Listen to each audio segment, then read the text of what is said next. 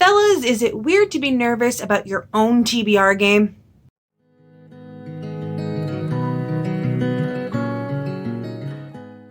Hello, my name is Margaret Adele, and welcome to Roll for TBR Episode 1. This is my new TBR game for 2023, and like the cold open said, I am in fact nervous about it. There are a fairly large number of rules, and it's kind of overcomplicated because this is D&D inspired, but the gist of it is I am going to be rolling this die, and every number has a corresponding prompt that I will pick books for. And in the spirit of D&D, a natural 1 is the least favorite of my prompts on the list, and a nat 20 is the most favorite. Now, like I mentioned before in the rules video, posted down below, I am kind of playtesting this. I'm not sure if I'm exactly going to be keeping the prompts the way they are right now because I gotta feel how it feels to get them. Like I need to make sure that like rolling an 18, I'm really happy, and rolling a 3, I'm much less happy. So we're gonna try. I'm super nervous.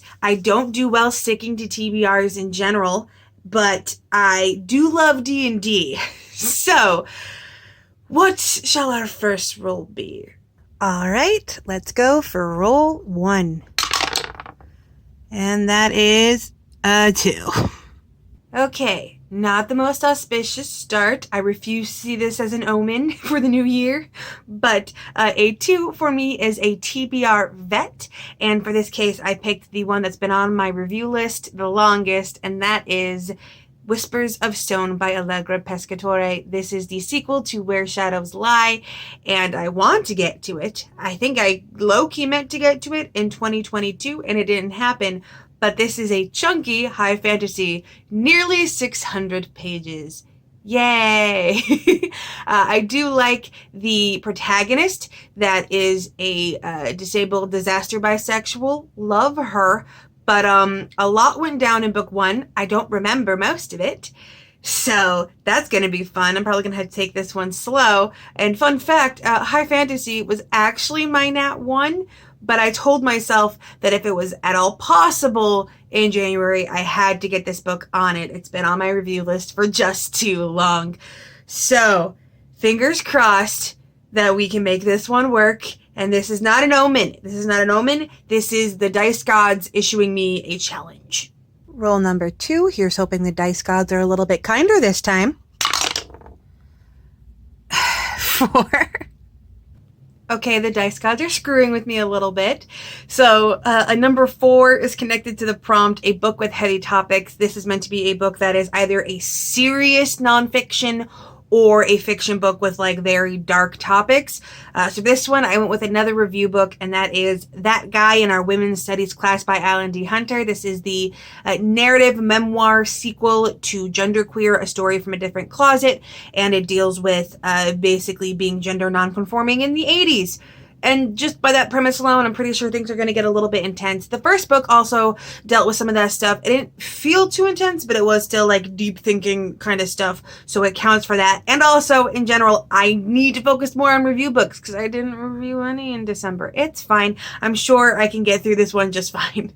Okay, come on, roll 3. Ooh, 17. And huzzah, the dice gods have shown a bit of kindness. A 17, which is for the prompt, Return to a Favorite Author. And I'm really excited because there's a favorite author whose book I already wanted to read in January, so this works out perfectly. So I will be reading Games with the Orc by Catherine Moon. This is a monster romance all about a woman who essentially ends up hiring an orc sex worker, which is great because this author has done some pretty good sex work representation in her past books, especially in the monster romance space. I have her on my highly anticipated reads video, so I'm really excited to jump into another series from her. I'm actually, fingers crossed, hoping to do a 24-hour readathon on the 1st of January to knock some books out and get my TBR challenge going. So this is a lovely way to begin that. Thank you, Dice Gods. And for roll 4, come on, Dice Gods. The dice gods giveth, and the dice gods taketh away. All right, A3 is for the prompt, finish a series. And this is down so low on the prompt list because it's such a narrow window to choose from. I am not very close to finishing the majority of the series on my spreadsheet, so I really didn't have that many options. Thankfully, there is one that I just bought and I am interested in, and that is Let Me Free You by Alexandria House. This is the fourth and final book in the McLean Brothers series, a Black love series about four brothers living their best lives and finding love. And this one is the fuck up of the family, the black sheep that everyone wants to do well, but can't really, and he's going to be finding love. And I am excited for it because I saw Bookish Realm, who was the booktuber that turned me on to this series, reviewed it, and she said that she loves Neil more than Big South from book one. And Big South is currently my favorite of the series, of all the male main characters. So I'm hopeful. I'm hopeful about this. I already have the book, so we're doing well. I might include it in the 24-hour readathon right out the gate. It all depends on my mood, but I'm counting this as a blessing in disguise, even though the dice gods are testing me seriously. And time for the last one. Please, please, please. Seriously. I told myself that 2023 was going to be my year of growth, of pushing myself and being creative. And the dice god said, okay, bitch, bet.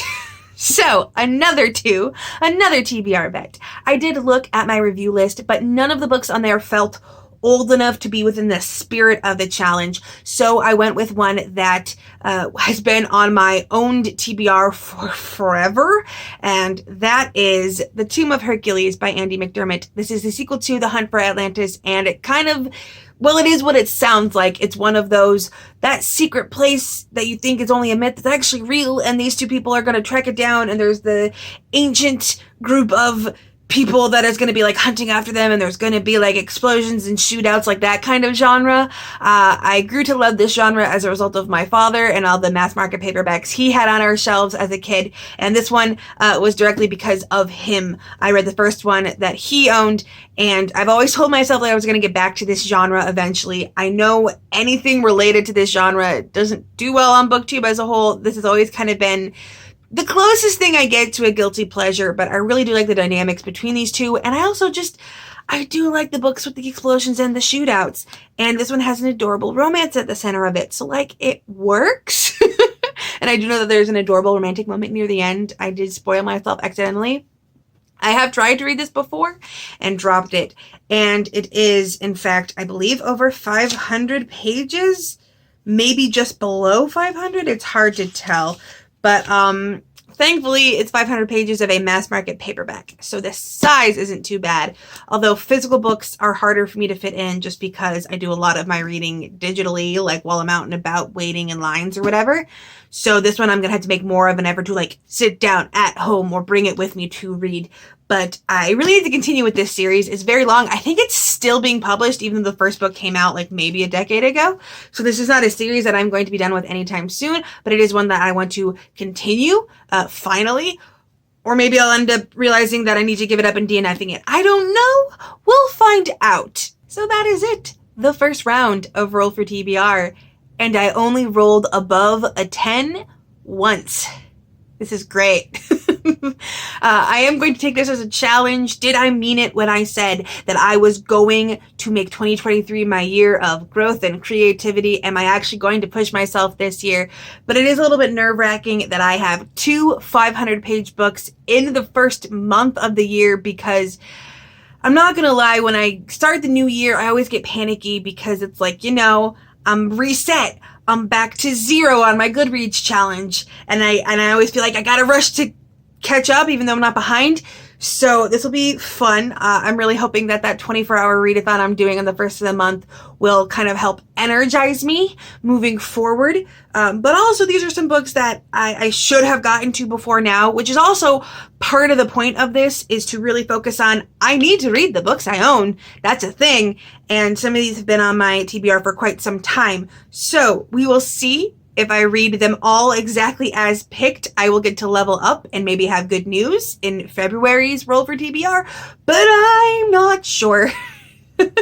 Again, if you're interested in knowing more about the rules and ways to play this game, I will have that video down in the description below.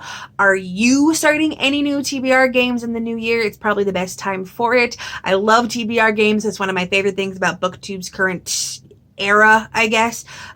Would you want to try something like this? Would you put your reading in the hands of the dice gods when they have shown they can be so cruel? Please let me know. And with nothing else to say, I hope you have a wonderful day and a marvelous tomorrow.